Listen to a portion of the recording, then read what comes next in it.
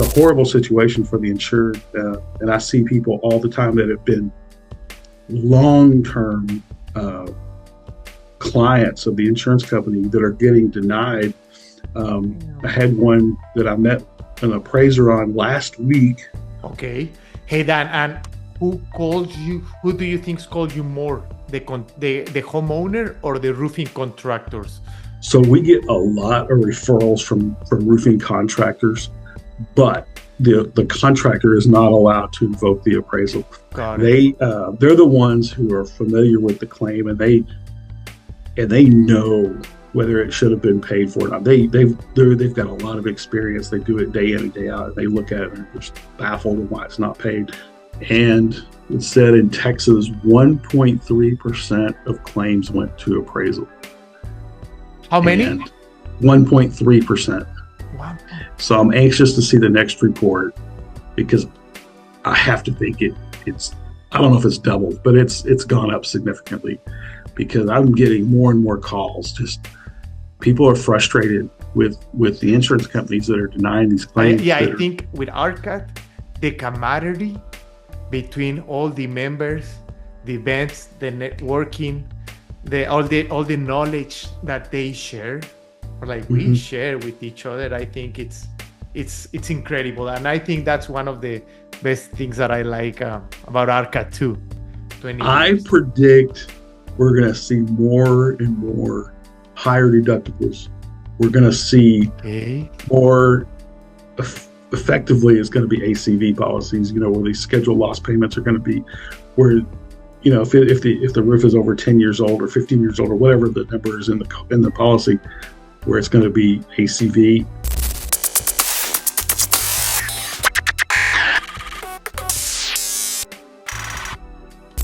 Hey, what's up, roofing fam? Welcome to one more episode, Roofers Going Digital TV, when we present the latest trends and the leaders that are changing the path of the roofing industry. And this time, we have a legend. We have the legend, Dan Pitts. Dan, welcome to my show, my man. Thank you, Francisco. How are you doing? I'm good, excited to have you in the show, man, to have a really good conversation, and excited to talk with you. Great. What about you? I'm doing well. Weather's perfect today, so doing well. Exactly. Awesome, Dan. Dan, we would like to start. We always start with your presentation, who you are, what do you do, how did you start in the roofing industry, what do you do? So it's your show, Dan. Okay, so this is my 33rd year in roofing, and I started in 1992. Hailstorm hit Arlington, Texas, and I had roofed a couple of houses. I really didn't know that much about it, but I got into it trying to finish college. And it went really, really well, and I was studying to be with finance, to be a banker. And when I finished school that December, the offers I was getting were not that great compared to how much money I'd made in roofing. So I stayed in roofing, and I'm still here. So that many years later. So about maybe 8-9 years ago, a roofing friend of mine reached out to me, and he said, "Hey, I'd like for you to do an appraisal for me." And I said, I don't know how to do that. He said, "Of course you do. It's like doing a supplement, but you meet the appraiser or the other adjuster at the property." And I was like, I don't know about this, but I went ahead and did it. It really wasn't that hard compared to what doing a supplement. But he was wrong, but it was still a basis for me to get into it. And so I did a few more, and now I've done a couple thousand of them. And it's just growing all the time. And unfortunately, we're getting these claims that are legitimate claims that are being denied constantly by the big players. And they're forcing the clients to go to appraisal. And we're really glad we have this tool to help these homeowners and business owners get these claims over the finish line so they get paid properly. Okay. Have you seen an increasing on these claims then? have I seen the number of appraisals increase? Yes. A tremendous boom in it. There's so many of them requiring it. I think used to people didn't push back as much. They would just accept what their insurance company told them, and the contractor's telling them one thing, their adjuster is telling them another. But even beyond that, we see so many. Even as a contractor, I'll meet an adjuster on a property, one of ours. The adjuster says, "Hey, I agree with you. I'm going to write it up." And then when it goes back to the desk adjuster, they're denying it. They come back and they'll just have a small pared down scope of repairs that sometimes is under the deductible or slightly over it. And so basically the insured's getting nothing. And then, if they have to file a claim later and they don't do that work, that new claim, if they don't do the work, they're taking out that scope of work again that wasn't done with a new deductible. So it's just it's a horrible situation for the insured. And I see people all the time that have been long-term clients of the insurance company that are getting denied. I had one that I met an appraiser on last week with a really big, well-known insurance company. I don't like to bash insurance companies. I know a lot of guys do. I'm not about that. I'm about to, I want to get it right, more so, and get the insured indemnified if they deserve it. But this particular client told me that he was a longtime customer, over 40 years. His entire married life, he had been a client of this particular insurance company. And it was a big property. It was it was the house and several little buildings around it. And I got up on the roof with the opposing appraiser and I looked at him and I said, "I don't understand why we're here." And he said, "I see it every day." And he was the carrier's appraiser. And I said, "This just doesn't make sense. They're forcing these long-term clients into appraisal when they should have been taken care of from the outset." It's a bad situation.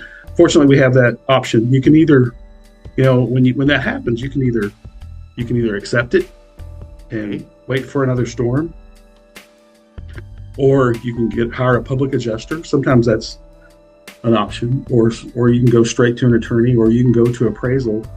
And there's some pros and cons to each.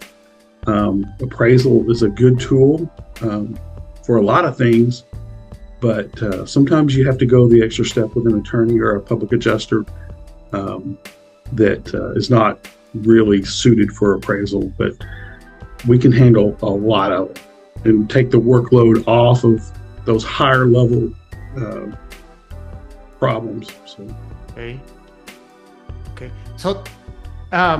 So Dan, they call you, a homeowner or a contractor is gonna call you whenever they have we can call it like a misunderstanding in the claim, right? Like, I'm asking you this just in case if there is any homeowner or listener that they don't understand that game that well. Am I right? No, it's right. So a lot of my time is spent on the phone with new homeowners, or not new homeowners, but new homeowners to us, and explaining the process. And because a lot of them have never heard of it. It's in their policy, or in most policies, that they have that right to go to appraisal, and they don't, they don't want to aggravate their insurance company and get possibly dropped. But it's a very prevalent thing that goes on. So it's a dispute resolution tool that's written into the policy contractually. So if either side, and I've had some appraisals, not very many, I think maybe 3, where the appraisal was invoked by the insurance company. Most of the time, it's the insured or the customer who's invoking appraisal. And but I've had cases where the insured calls me and they're in a panic because they say, I've only got 20 days to name my appraiser, and I don't even know what that is. But they reach, they do a search on the internet and find me. and I explain it to them, and then calm them down that we can handle it. But it's a great tool. It's a great tool to solve these problems and get it right. I think that's what I'm seeing more and more is we have insureds who are legitimately needing help and contractors who are referring us that want to help them, because with the UPPA laws in Texas, the practice of unlicensed public adjusting, they have kind of hand tied the contractors into pushing for replacement. What's good about appraisal is, even though I'm a contractor, in this case, I'm the appraiser, and so we're not there to adjust the claim. We're just there to appraise the damages that is in the dispute. And so we really don't, I hate to say that we don't look at policy, but we really don't. We're looking at the damage and the cost to repair, and then we set a depreciation amount. That's what we're charged to do. We do those things, and then we try to come to an agreement with the opposing appraiser, and then it's fair. But I'm seeing more and more of these contractors that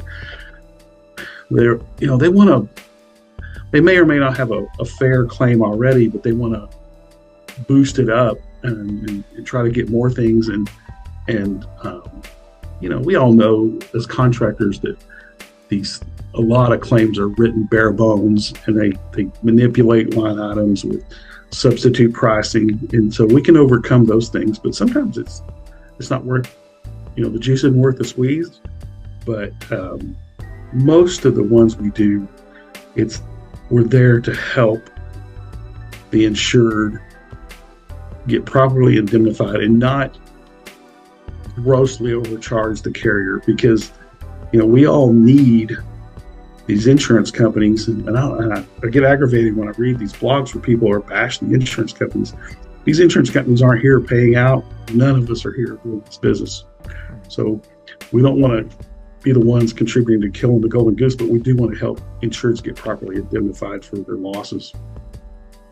That was a great explanation, Dan. I like it. Yeah, it's not I don't like to see it abused. Mm-hmm. Yes, I agree. There is something. Yeah, there is a whole new topic where in that conversation, without doubt. Mm-hmm. Dan, what type of claims or projects do you normally work with? Because as I understand, there is different type of claims more in the construction site. Are you asking me on the appraisal? Yes, for sure. Yeah, so most of them are residential claims. Most have legitimate damage that for some reason or another were denied. The adjuster or the desk adjuster is not seeing it. I don't know how they're not seeing it, but they don't see it. I would say about 95% of them, I don't have to go to the umpire. Okay. And so that to me tells me that we have two independent appraisers that are coming together and seeing the same thing and pushing the award on to back to the insurance company. When it goes to the umpire, then there's a dispute there, which two people can see things differently. But the process is once the insured decides they want to go to appraisal, then their contractor prepares an estimate for them. And that estimate becomes the disputed estimate. And so the insured signs an appraisal demand letter, and they send that along with their contractor's estimate to the insurance company. The insurance company has 20 days to name their appraiser. And so they hire an independent appraiser like we are. We're independent. And they don't hire a staff adjuster. It's all an independent appraiser that's representing the carrier. And then before we meet, the appraiser and I, we agree on an umpire if it's needed. So at that point, we both of us sign what's called a declaration of appraisers that states that we're going to be unbiased and we don't have a vested interest in the outcome. So for that reason, we charge, appraisers should charge either a flat fee or an hourly rate, and both are acceptable. Every now and then I hear about appraisers who are charging a percentage, and that's illegal because they have a vested interest in the outcome, trying to drive the claim up. And I hear stories about guys who will say they're charging by the hour, and that conveniently their hours equal a percentage of the claim. So we don't do that. We just charge a flat rate. We quote it up front and charge a flat rate. And then, so we sign that declaration of appraisers, we agree on an umpire, and then we set a date to meet at the property. Most of the time we meet. Every now and then the schedules are so far off, we don't want to make the insured wait. So we'll set up solo inspections, but I prefer to do them together. So there's no misunderstanding when we have each side generates their position on what's damaged. But once we do that, we both come up with a position. Most of the time we're close and we negotiate a few things to come up with an award, and then the award's signed. If we don't agree and there's too big of a difference, we elect to use the umpire to settle the difference. And the umpire will go one way or the other, or somewhere in between. So you gotta really calculate. And usually those fees they're additional. They're anywhere from $1,000 to $1,500 usually for a residential claim. For a commercial claim, it can be a lot more. Okay.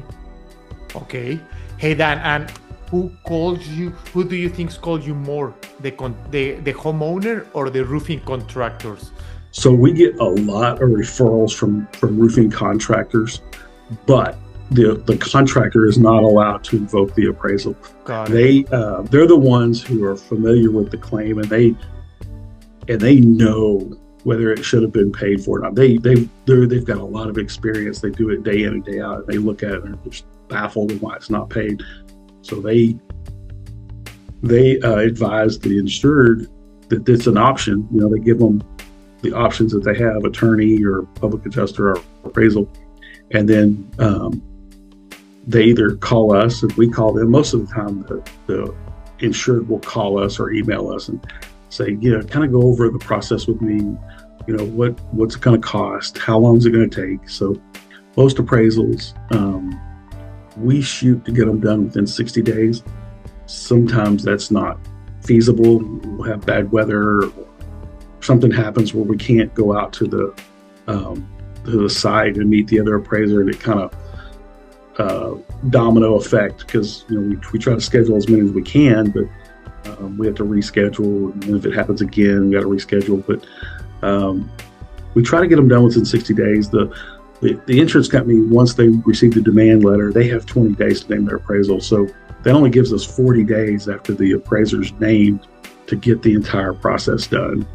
And usually once they contact us, we try to set the inspection meeting within 2 weeks. So now we're really down to about 25 days to get the whole thing done after that. But, I get one recently.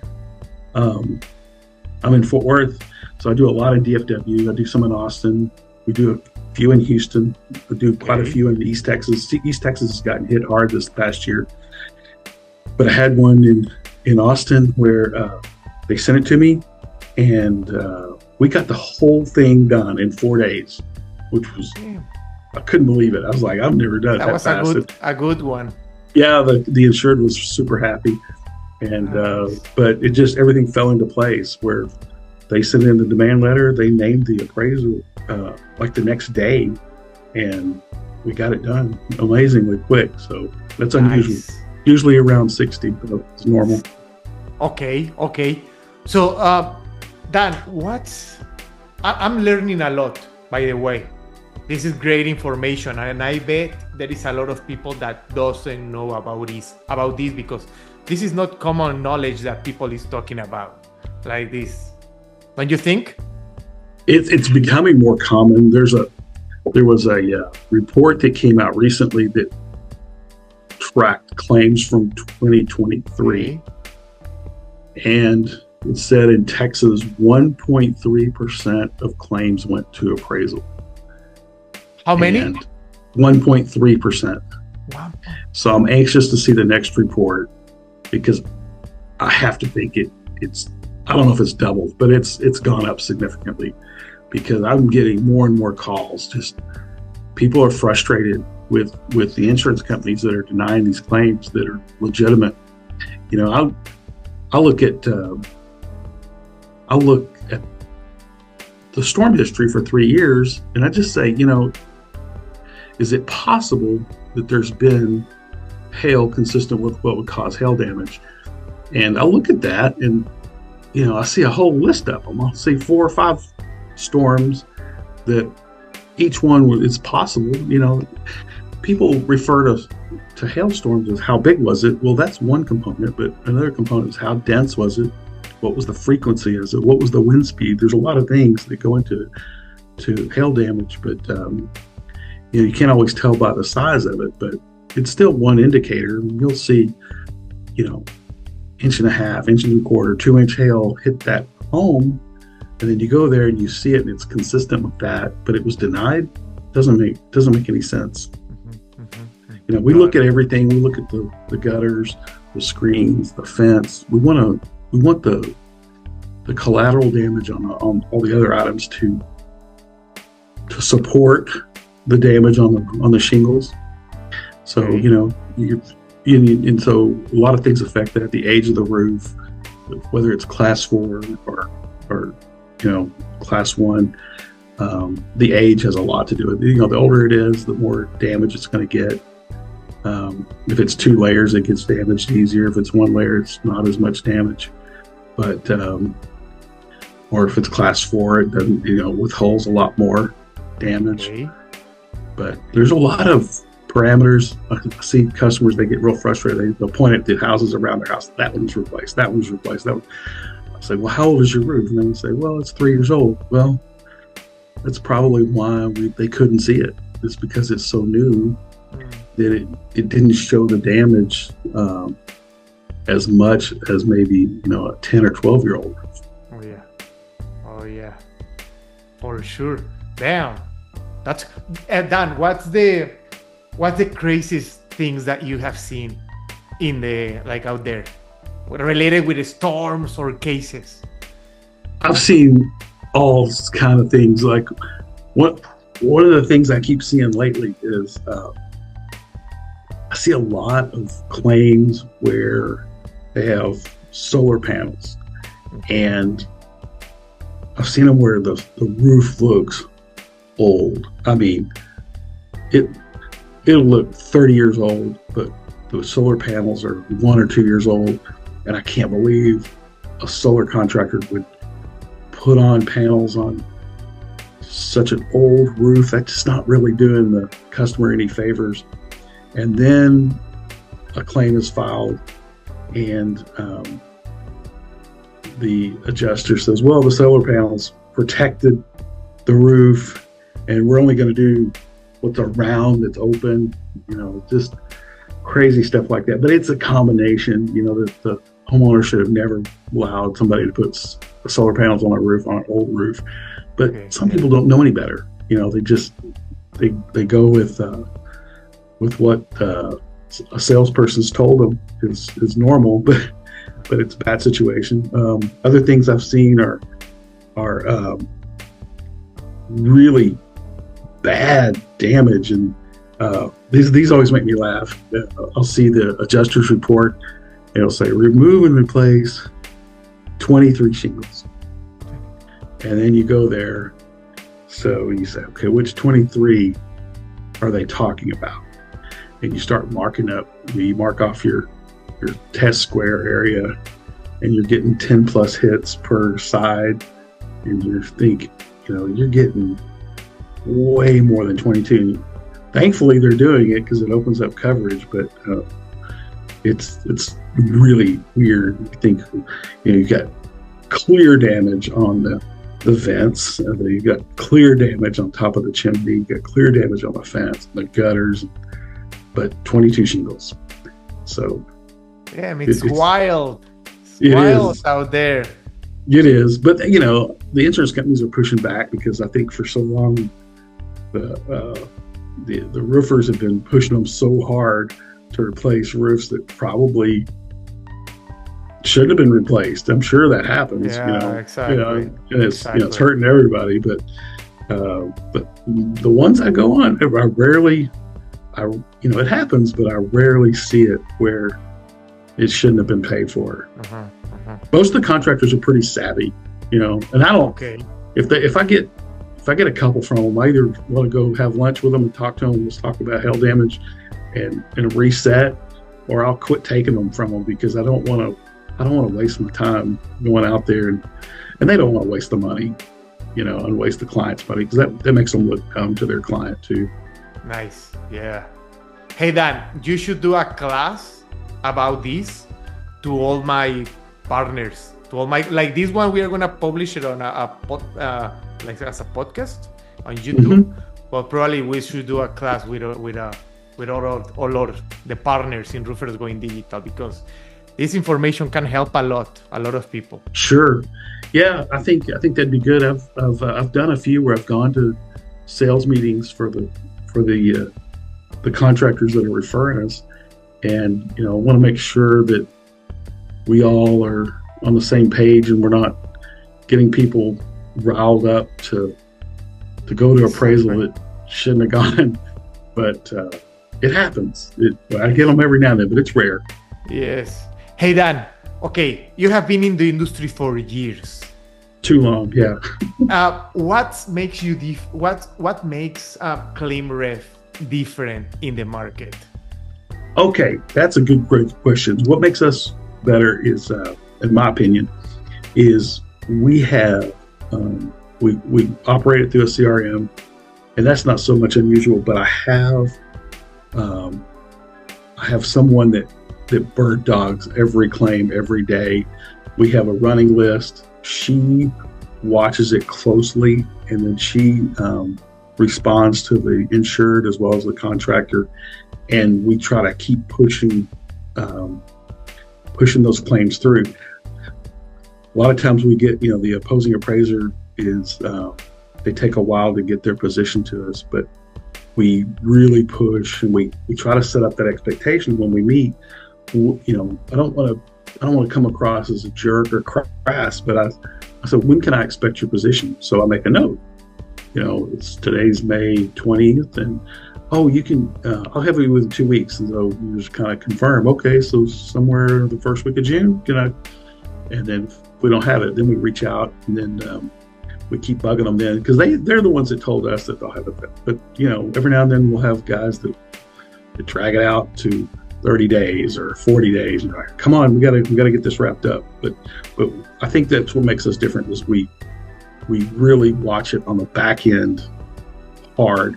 And the appraisers I meet, most of them are one-man gangs. So we have a team, and so that's what makes us different. Plus we keep track of it in the CRM to see where we are.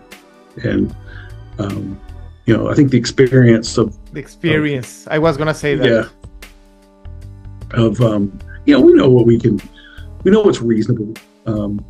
We have some contractors that ask for some things that are unreasonable, and we strike those because we lose credibility if we're pushing things that aren't reasonable.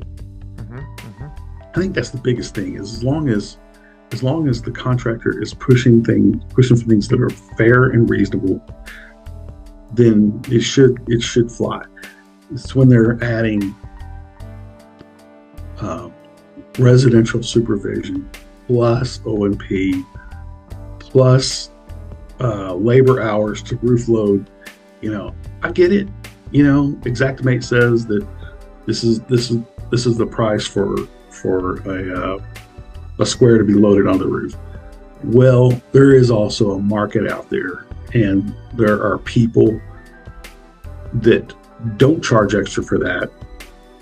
And I'm not saying it's not justified. I put it into an estimate the other day that had a carport, and we looked at it reasonably. The supplier was going to have to drop the shingles probably 45, 50 feet away from the house. Well, yeah, in that situation, it's going to require extra labor to ferry those bundles up to the house and get them up there. But if you're expecting that plus overhead and profit plus supervision hours plus a porta potty plus safety equipment, the other appraisers are just not going to agree to it.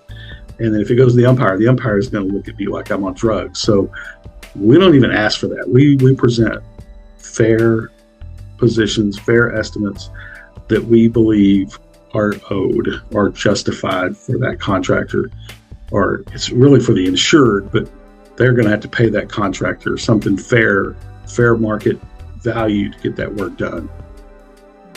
But we're often referred to by the contractor. So although we're represent the insured, we're mindful of the contractor that's bringing us to the table to make the whole thing fair for everybody, not just the contractor and the insured, but got to be fair for the insurance company too. So yeah, for sure. As well as the opposing appraiser. You can't. I run into the same people over and over and over, and if I bleed them dry, they're not going to work with me next time when I'm trying to be fair and reasonable. If I'm being fair and reasonable, they will work with me. If I'm not being fair and reasonable, it's going to be a fight every time. For sure, Dan. Dan, I love that all that everything that you said, Dan. Dan, changing the topic a little bit. Okay. I want to change it to talk about RCAT. Okay. You have been in RCAT for the past I don't know how many. You tell us the story, and how do you connect claim ref with all these everything that you are doing for RCAT? I think that's part of the reason we've grown so fast is my association through RCAT and NTRCA. I've been involved in both for, I don't know, I would say about 30 years. Okay. About 30 years. Maybe a little over 30. But I was a member for a while. Then I got on the board, and then I took a hiatus, went back to college and got an MBA, and then I got back in there, and I ended up being the president of RCAT, and I was also the president of NTRCA before that. And so I know a lot of roofers, and I get a lot of phone calls. And now that people know that I do this, I get a ton of phone calls. So that's where a lot of the businesses come from. And I like dealing with those people because for the most part, they are all legitimate contractors. I'm not saying some of them aren't. I'm just saying I can rely on what they tell me because they've been around. They care enough to want to do the right thing. I still do referrals from other contractors that aren't members, but RCAT's a great resource for roofing for the state of Texas. We have that roofing license, which is kind of a hot topic right now in the Texas legislature. It looks like it's not going to make it, but that's okay. We've operated in Texas for a long time without a roofing license. It kind of surprises me. We're the only Gulf state that doesn't have one, but there's something to be said for being in a state that has low barriers to entry, and we've all prospered. So it's a double-edged sword, but the overwhelming majority of RCAT members want some sort of licensing. I'm in favor of it as long as it's reasonable and sensible. Not a lot of stupid red tape, but it's a hot topic right now. But we have a voluntary license that's pretty stringent. You got to have the right insurance to get it. You have to have a test. There's a business and safety test. There's a residential test and a commercial test. So I have all three. I mean, I have both residential and commercial. Some people just opt for the commercial only, some opt for residential only, but you have to take business and safety regardless. Okay. And I usually teach that class once a year at the RCAT convention. But it's a pretty good program. It's better than everything else that's out there that I'm aware of. Also, I'm a big believer in having alliances with your manufacturer. If you're a contractor, okay, I think you should have an alliance with your single manufacturer of choice. So you be a GAF contractor, an Owens Corning contractor, a certainty contractor, or if it's on the commercial side, align with those and sell their warranties and do them to the specification that the manufacturer wants. I think that's huge. There's see a lot of roofs that are not put on correctly, and especially when there's high wind, people high nail them, or they don't install them properly, and they start coming off. And that's not really, I mean, it's a claim, but maybe not an insurance claim. Maybe it's a claim against your contractor, or it's a claim against the manufacturer that they chose to use. But it's a mess sometimes. Okay, so if we have homeowners seeing us, do you recommend that they ask that their contractor if they are RCAT members? And my other question is, do you recommend contractors to join RCAT? Oh, absolutely. I've learned so much stuff from other contractors that I've made friends with. It's amazing. I was on the phone earlier with a contractor from Amarillo, Reinhardt Roofing.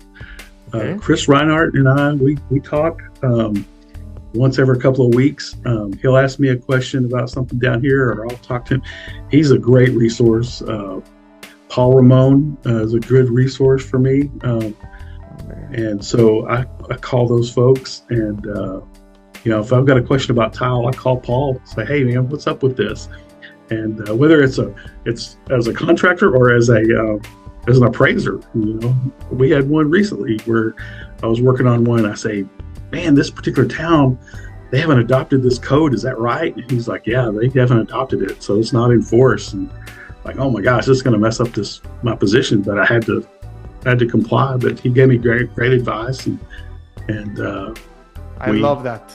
We move forward. But yeah, if you're a homeowner or business owner, I definitely recommend RCAT contractors, especially RCAT contractors that have done the work enough to go through the certification and licensing program.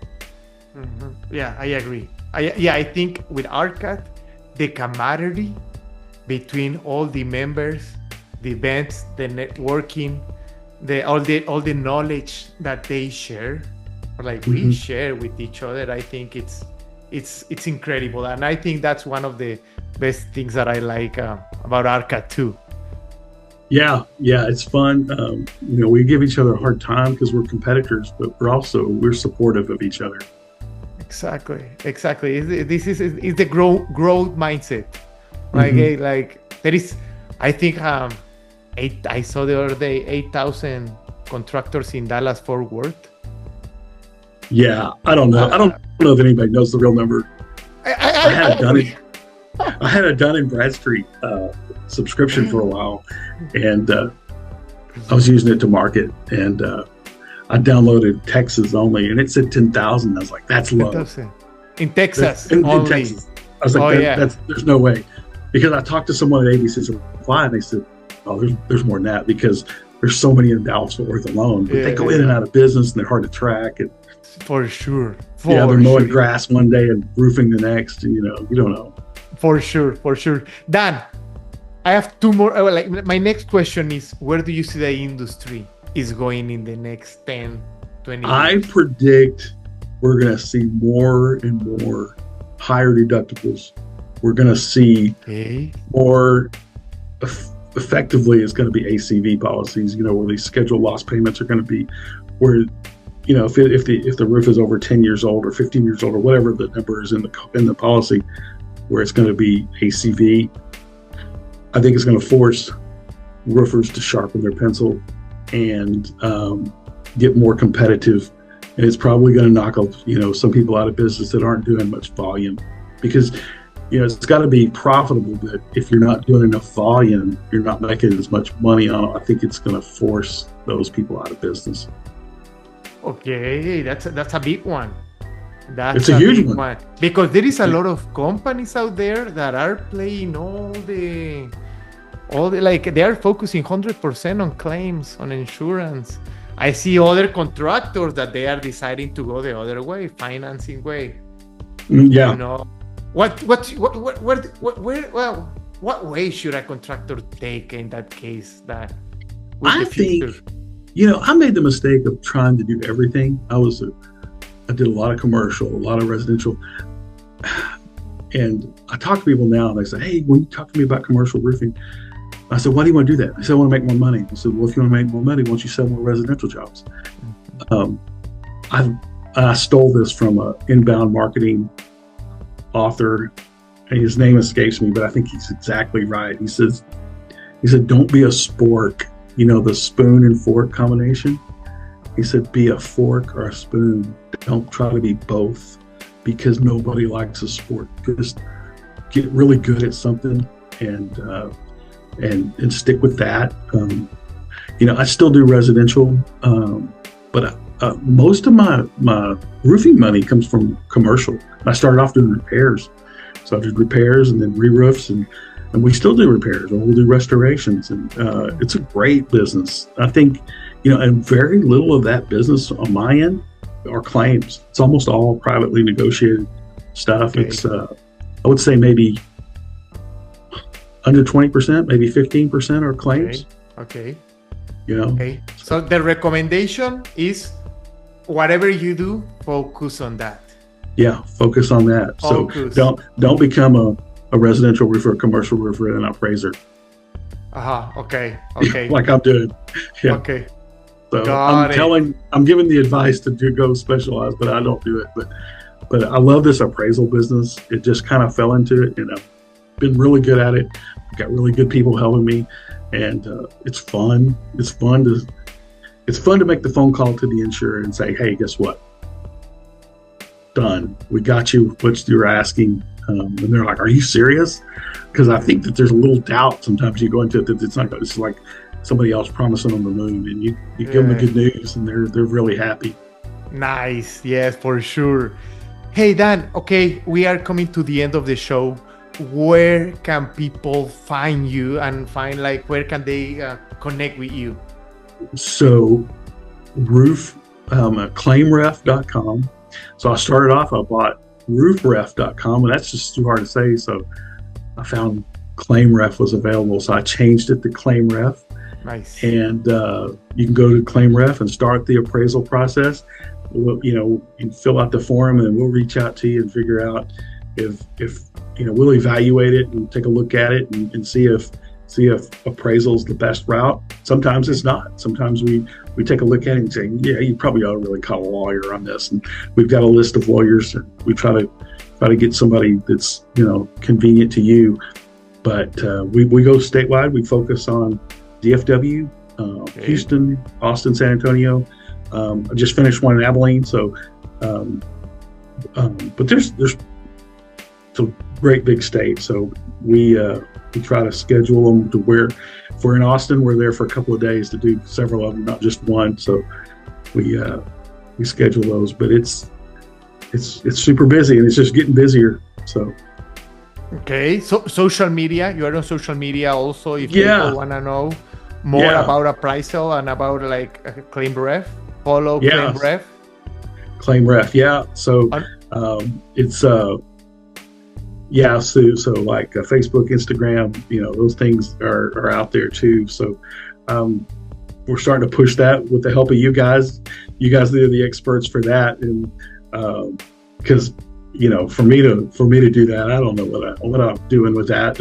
I know how to scroll and look at things, but I don't know the engineering behind it. It's the same with me and claims and everything that you do, Dan. It's exactly the same. We need each other. We need each other. Yeah, you guys do such a good job. So yeah, Dan, what's your phone number? 817-838-2299. Awesome. Hey, fam, contact Dan if you need anything or anything that he just shared. Dan is the best. Years of experience. Dan, thank you very much for your time. It was a pleasure. Thank you for those stories. I hope to see you soon. Yeah. Thank you, Francisco. I always like talking to you. Thank you, Dan. Bye-bye. All right. Have a good day. You too.